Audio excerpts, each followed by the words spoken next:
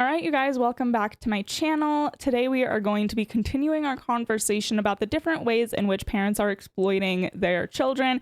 And today we are looking at good old-fashioned Hollywood. So make sure that you are subscribed to this channel. Give this video a thumbs up. All of my other social medias are linked down below as always. And with all of that, let's jump right in.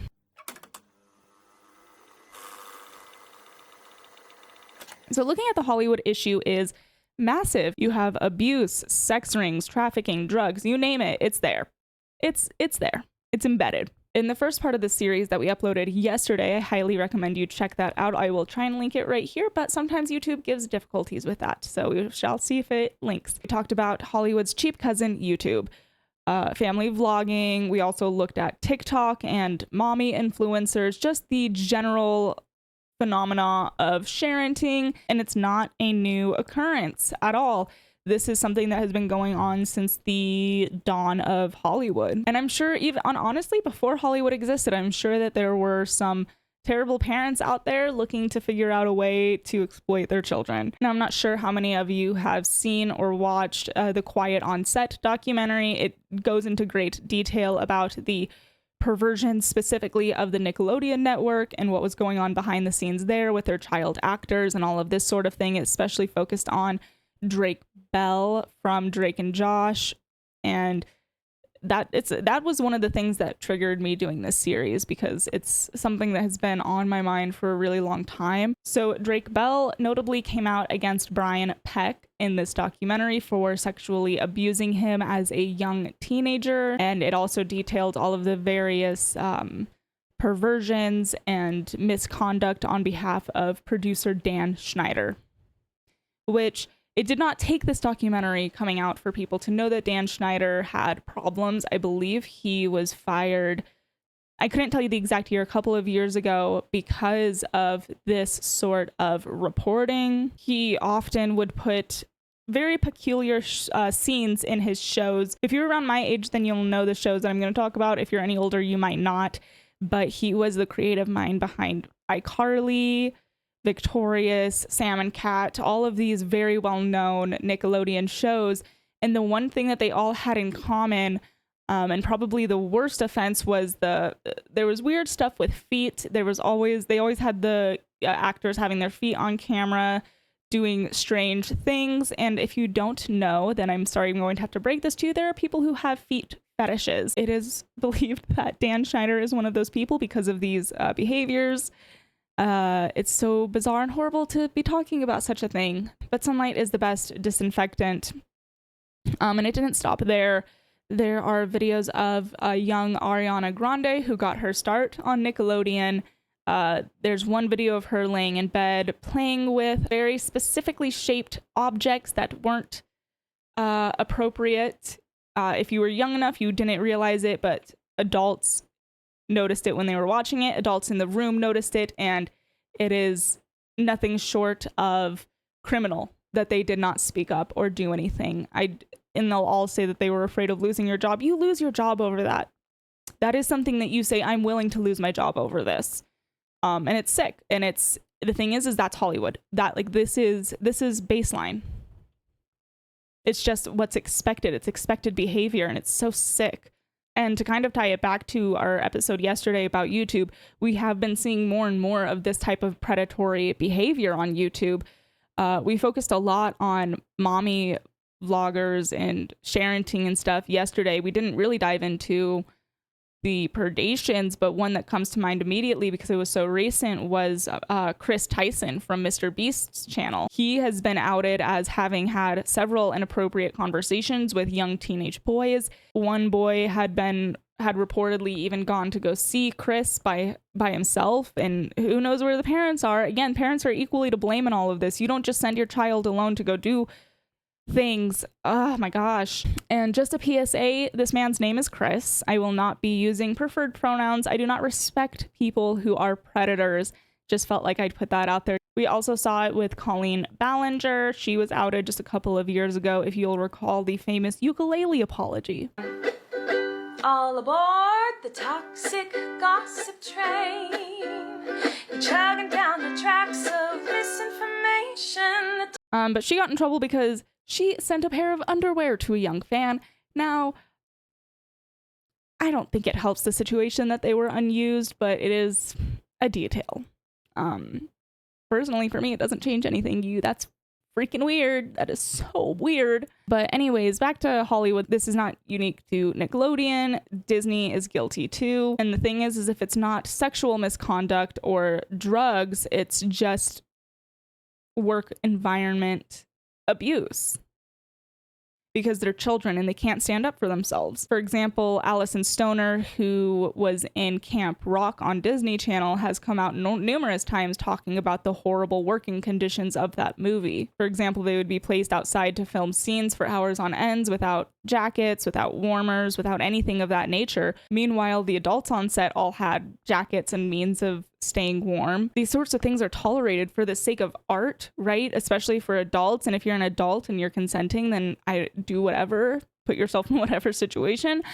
But these are children, these are kids, and you cannot have the same standard. You cannot treat them in the same way. You cannot expect them to understand things the way that an adult does. And the abuse does not stop off of screen. There are so many examples of grooming becoming normalized on TV. One notable example is Arya and Ezra from Pretty Little Liars. This was a story of Arya, who was a high school student who ends up having relations with her, I don't know what, maybe language arts or English teacher. I don't remember what class he taught. But regardless, this is the story of a teenage high school student having a relationship with her high school teacher. That's not okay. That's not, I remember watching this show. I watched Pretty Little Liars when I was 13, 14, and I was like, how romantic, how cute. And vulnerable children can see this and romanticize it and follow in that lead. In the exact same vein, we had Archie and Miss Grundy from Riverdale, who is yet again, Archie was a high school student and he got into a relationship with his teacher. And of course, when the roles are reversed in that way, we pay less attention and it's less problematic somehow. But it's still wrong. That is still a child who is being taken advantage of. And yes, these are movies and they're scripts and they're not real, but they do influence young children. And this brings us back to where parents need to be aware of the types of things that their children are watching, because children are vulnerable, their minds are malleable.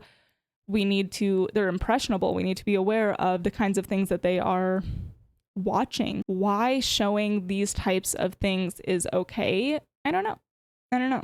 But that's just our society. Our society is so desensitized to perversions that nobody even realizes that this is perverted. The thing about child abuse in Hollywood is that it's never not existed. It is pretty well known that childhood starlet Judy Garland's mother was constantly pill pushing. I believe it started at 10 years old with sleeping pills, which quickly moved into amphetamines by 13. The purpose was to either keep her in a state of rest or alertness to be able to either work or sleep when she's not working. And of course, being introduced to that kind of thing at such a young age leads to alcohol, and you just get the whole shebang. And as she grew up and started developing, she later in her life wrote about MGM studio heads touching her breasts when she was 16. All of this sort of stuff. It's no wonder that she died at 47. To live a life of this nature is just not conducive to a long, happy, and thriving life. It's just not possible. It's not the way that humans were made to live. And equally, if not more well-known, Shirley Temple, whose name was used for the Shirley Temple Act, which was to make child actors exempt from child labor laws. I believe that nowadays this is handled on a state-by-state basis, but mostly there are limits to how much a child is allowed to work, how much school they are allowed to miss, but these are often not adhered to, especially in Hollywood. And it's sad to think about how many child actors have had similar lives. You think about Amanda Bynes, Miley Cyrus, Demi Lovato, Lindsay Lohan, Mitchell Musso, all of these, and ironically they're all on Disney Channel, but that's the child network, right? Disney Channel, Nickelodeon, these are the channels that employ children. These are the channels that produce shows for children. It is so common that child stars follow this path that when you see somebody like Hilary Duff, who is doing well, that is more shocking than Amanda Bynes being picked up butt naked off the side of the street. What does that tell you? And honestly, even in ideal circumstances where maybe there isn't abuse or drug use or any of those sorts of things, acting is just not an ideal occupation for a child to have. If you are a child or a teenager, the most common, the most stereotypical trait is to not know who you are. And how is one supposed to discover who they are when they are constantly putting on the costume of somebody else? It's a difficult enough task for adults. We constantly see actors taking it too far. I think of Heath Ledger, for example. They get too engrossed in their role and it takes over them and it does bad things psychologically. Now imagine that for a child. Imagine it for somebody whose prefrontal cortex is simply just not developed yet.